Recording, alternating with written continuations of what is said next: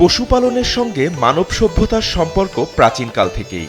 একটা সময় ছিল মানুষের বেঁচে থাকার একমাত্র অবলম্বন ছিল এই পশুপালন।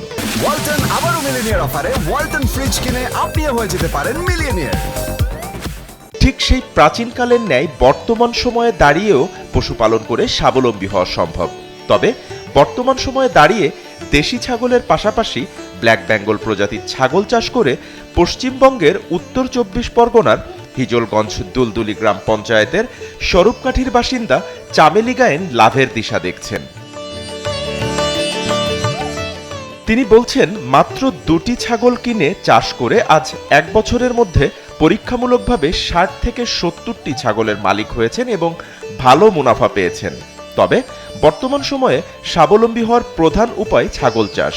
বর্তমান বাংলায় কালো ছাগলের প্রচলন বেশি থাকলেও লাল, কালো, সাদা, বাদামি বিভিন্ন রং বেরঙের ছাগল দেখা যায়। চামেলি গায়েন জানিয়েছেন, বর্তমান সময়ে স্বাবলম্বী হওয়ার জন্য সরকারিভাবে ছাগল পাতার খাদ্য প্রদান করা হয়।